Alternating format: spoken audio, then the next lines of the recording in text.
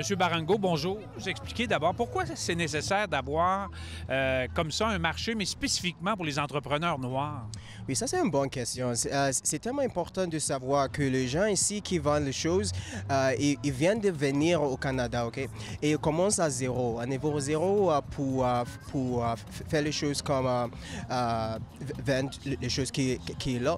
Et c'est important pour fournir une chose comme ça, comme une communauté, pour fournir l'accès à capital qui n'est pas très facile pour ces gens de personnes. OK?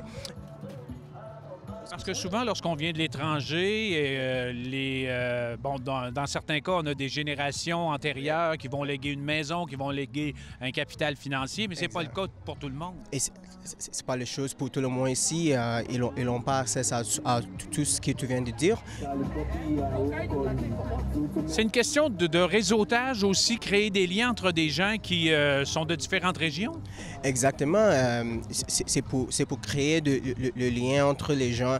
Et si tu vois, les différents gens ici viennent de partout d'Afrique, partout des Caribéennes, et c'est juste une opportunité pour chacun ici, juste pour parler avec les gens comme eux et pour créer ces liens entre les gens pour rendre facile de faire les affaires.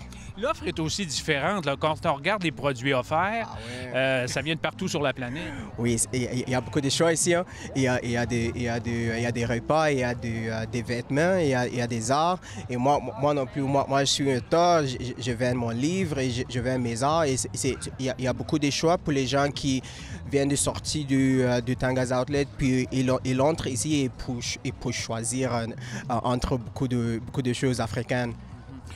Il y a des études qui ont montré aussi que, en raison de la couleur de la peau, parfois on fait refuser, par exemple, des prêts bancaires. Exactement. C'est une chose qui est un peu triste. Hein?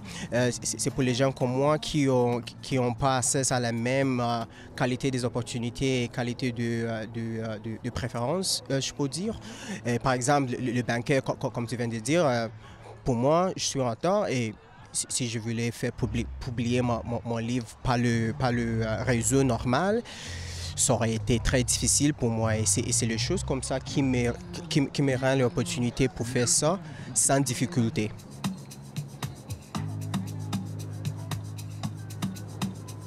Donc, on fait face aussi à ce qu'on appelle du racisme systémique, dans le fond. Exactement. Et c'est une bataille qui est un peu difficile à bâtir en soi. Et les choses comme ça, ils s'en rendent plus faciles.